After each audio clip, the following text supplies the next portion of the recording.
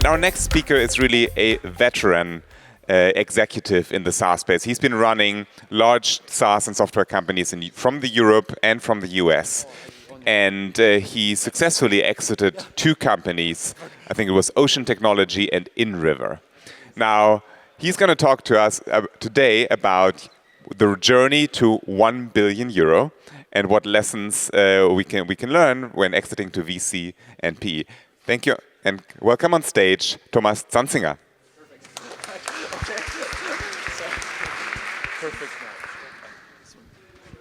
I can tell you it's really scary if somebody calls you a veteran, because it really puts the focus on age.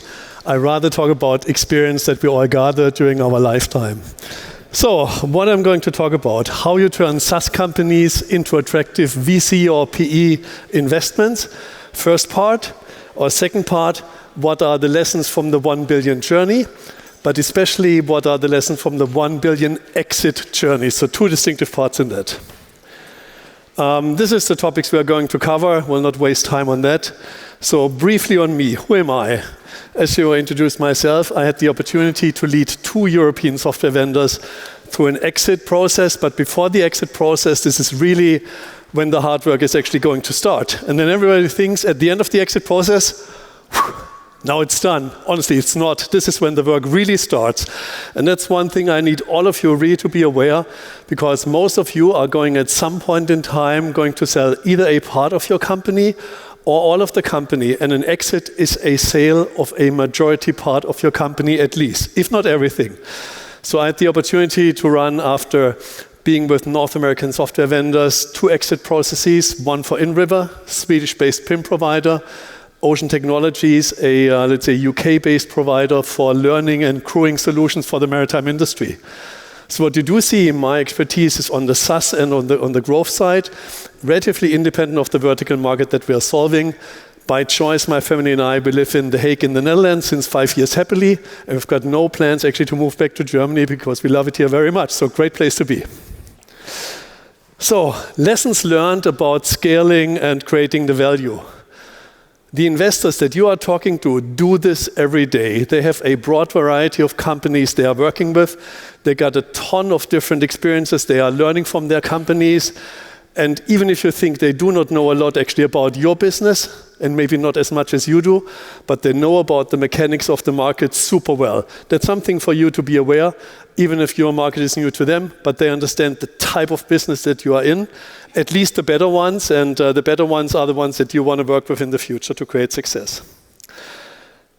Getting ready and achieving operational excellence is absolutely key. And what do I mean by operational excellence? It's about repeatable processes that you better put in place today. It's not about crafting the one-time thing that actually works now or maybe next month. It's a thing that worked in the past, but also is going to work for a long time in the future. And even if you think processes are boring, this is a key topic investors are looking into. Do you know what you do? Why do you do it? Can you repeat it? And does this repeated way of working actually create repeatable success? This is something really to be very clear about. So, consistent achievement. I know all of us, we do love these really big elephant deals. Honestly, I hate them. Not because they are big and maybe might a huge difference, but an elephant deal which is 10 times the value of your normal deal is really putting a lot of focus in an area that is not repeatability. Yeah? And I rather have maybe 20, 50K deals that I can produce in a repeated way than rather this maybe one significant spike going upwards. It's great to have it. It pays for a lot of bills, but it actually does not prove what you're trying to prove, that you are a good business actually to invest into. Team and culture, and I'm very happy that my predecessor here spoke about that one. I can clearly sustain hire A players and hire people, and maybe very weird to hear, hire people that don't need the job. People who do need the job are often telling you what you want to hear. People that don't need the job actually do have the liberty and freedom actually to speak their mind, but make sure they're excited about the opportunity you and your company are having. And that's maybe a bit scary for many of you, but I've made the best experience with people that actually did not need the job at all. Yeah, one thing to think about, and that's a real A player. Customer success and growth is also clear. It's about retention, it's about organic, it's about inorganic play. Who are you going to acquire? And how does it work from a culture point of view? Absolutely key to scale ARR. So what matters most? The investor priorities are really growth and EBITDA. From a VC point of view, it's probably more the growth side. And from a PE point of view, it's the profitability play that's actually on stage. And one thing is actually what brought you to the initial discussion. The other piece is clearly what is letting you make the step from here. So what is your future success opportunity? Think about that very clearly and talk about that. That's very well connected, and also my predecessor here talked about that, is the ICP. What's the ideal customer profile? Clear recommendation, you cannot be brutal enough about ICP and the execution on ICP. That also is about repeatability and continued success of your organization. Due diligence, we'll get back to that when we talk about process. I call it XDD, legal, technical, commercial, whatever you name it, but there will be due diligence around the process, and it ends at the end of the day in a data room. You cannot start early enough with preparing for that, because if you only start actually preparing for a data room when you're getting into an exit process, honestly, it's too late. It takes you by far too long. Start today, so when you really make that step, you're ready and have your data room largely ready. Otherwise, you will spend a lot of time actually then preparing that. What is your plan from here? And one of the key questions many investors are going to ask you, if you would have another 1, 5, 10, 50 or 100 million in budget, how would you spend it? And what is the return this is going to create? Think about it. Sounds like an easy question, but it's actually about scaling your business, your organization, your structure, and how does this create additional success for you and your organization. So these 2 slides were about what brings you actually to the exit, and the next slides are focusing on the exit itself. Timeline and process. The first 2 months, and that may sound very long, are really about preparation, due diligence instrument, and a SIM, confidential information memorandum. This is normally a 20-page document, often in the topic of a slide of a PowerPoint presentation, that really outlines the core parts of your business. And this is what you take forward to your initial investors for your initial discussions. 2 months. In months 3 and 4, this is where the pre-marketing phase actually starts. Pre-marketing means you do have a long list of potential investors that either have expressed interest in your company before, or that you want actually to approach because they could be potential investors. And there are 2 types, strategics and financial sponsors. Financial sponsors are the ones that are actually financial investors, VCs or private equity organization. Strategics are other software vendors where your solution might actually be a good add-on to their solution segment. But that also roughly takes 2 months. You want to give strategics an advantage of early timing, because a software vendor is not every day buying a new software company. VCs or PE do day by day, and therefore you can give the strategics a bit of a hand and say, hey, you got a few weeks more time actually to get used to that. What's next? In the 5th month, and again, many months actually sound like a lot of time, but I can clearly tell you time is running like crazy. It's really happening super fast, and that's one thing that we underestimated in the first process we are leading. Round 1, many parties, and there is probably more material that you're sharing, around 40 pages in terms of documentation. Yeah, and fun fact, or maybe not, but you're going to spend more time with your CFO than with your family, because the CFO and you are going to team up in order to be the initial phase and the initial outreach to the investors, because investors look at what's the core team, what's the strengths, and actually how can you deliver value. During this phase, it's also very normal that parties drop out. Some says, hey, it's not for me, I'm not interested. And while that might be scaring, it's very good, because you cannot really satisfy 20 or more parties through a whole process, because the more you go down towards the end, the more in depth you are getting. So you need to have a natural selection and actually lose a few of the interested parties. And at the end of that process, there is an indicative offer. So time to talk about money. And that's maybe also one topic to think about before you get into an exit process. Why are you getting into it? Is this additional growth? Are you just trying to make money, or what's really the motivation? And clearly decide for that beforehand. So, what's coming afterward? Month 6 and 7, round 2. And this is actually a short list, a few companies to be actually in there. and they turn you, your team, your product, and your solution inside out. If you think you know all of the questions, you do not even know 20% of the questions that you're going to be asked. Expect the unexpected, and expect twice of the unexpected, maybe 3 times.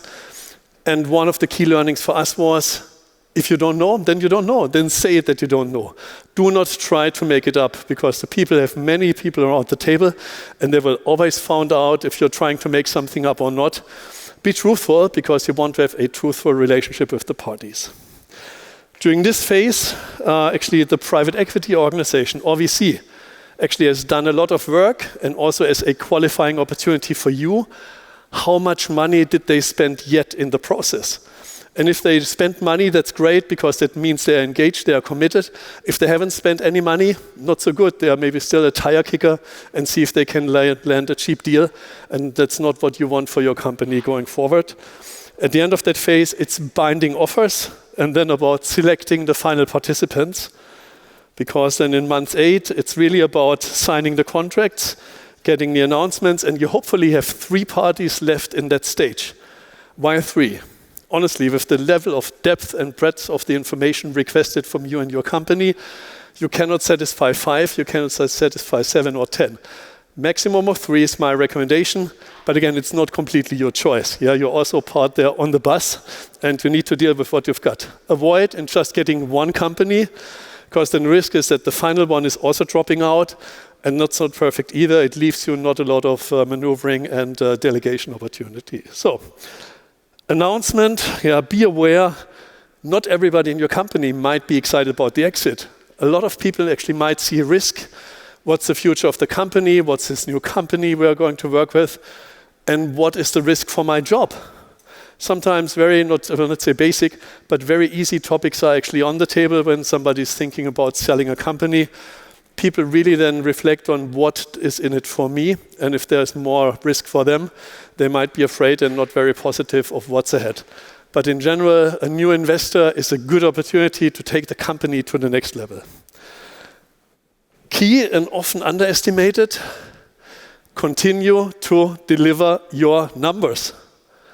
If you're in an exit process and your growth rate is like this, and then it stops and then it goes down, that's the most terrible thing that actually can happen to you, because that will have immediate impact on the valuation of an investor might have and the view on you, because they really want a continued growth company. They want to see how your business is doing under stress, and especially if the leadership team is not able to spend a lot of time in that.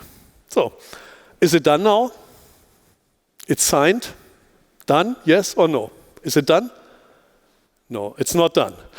Because you still get into the closing phase. And the closing phase is the one which is probably taking another month than actually getting all of the final documents signed, all of the accounts approved, all of the reconciliations done. And then after month 9, and again, that's indicative, but it aligns very well with my experience, the deal is done. It's closed. But then what I started with, everybody say, oh my God, it was tough and it was hard. And again, it's one thing for the CEO to recognize a 6 to 9 months exit process is varying on the organization heavily. So infuse energy, excite the people, and make sure you also have means in place in order to incentivize and retain your key parts of the team. Because no investor does want to buy an empty shell at the end of the day. They are not buying your product only, they're buying product, market, and capability, and you want to retain capability and expertise in the company. Empty shells are not valued with anything. So, now tired and infuse energy. Take these 3 things here in line. Communicate fully transparent with the core team frequently, internally and externally. So define who your core team is. It's your external advisors, internal advisors, and actually the people you want to involve in the exit process. And no surprises ever. If something goes bad during an exit process, be fully transparent about it. Because people will find out anyway. There's no way to cover stuff up. It's really about providing the transparency. That's also a really very strong trust-building exercise for you and your team. And also tells a future investor, how well can you deal with the unexpected? And are you truthful or not? And decide each of the phases with a go or no-go. And many people might be afraid, actually, can I now in phase 7 or in phase 5 actually say we are stopping the process? You can, and maybe there are reasons that you need to. There's no requirement that you have to go until the very end if it does not make sense for you, for the organization to take that forward.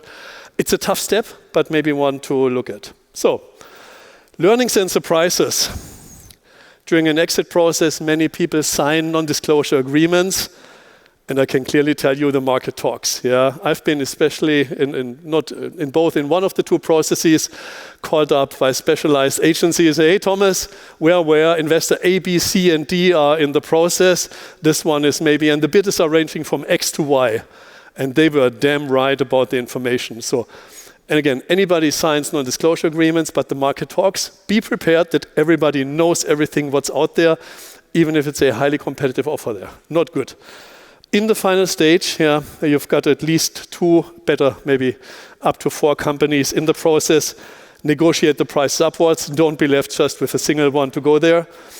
And make sure also for you and your team that the culture of the buyer is very well aligned with what you are doing and how you are operating, because you don't want to create a culture clash between the new buyer and investor and your own team, because otherwise that does not end up well. So, for you as the CEO or founder, that might be the end of your job in the company. So be prepared actually to hand over. There's nothing wrong about that. And especially do it well and do it in a nice and gentle way, even if you're not very well, maybe if you don't think too highly about your success. So that might happen. And again, it's a matter of professionalism and how do you do it properly. See Daniel smiling over here. But that's a different discussion for another day. So, practical recommendations. Choose your partners wisely. You will have legal advisors, financial advisors, technical advisors. Hire as strong as you can. And normally you would say, guys, I don't pay the money for that, but this is money well invested, actually in enterprise value of your company and the return that you're going to create. Bring the best team together to take you through the process. Make sure your business is running and continues to run, continues to deliver. Absolutely key. And especially make sure that your team is capable of running the business for 9 months without you as the CFO, without you as the CEO, and without half of the capacity of your leadership team. Think about that, so prepare your teams early and make sure you get the breadth and depth of the teams there. Communication frequently and extensively, but only in a way that actually you don't scare off your teams, but keep them aware of what's going on. And then last one, simply know your shit. Be able to prove it. Data, and data. Nice way from Databricks. And that's probably my biggest recommendation. Enjoy the ride. And that's it.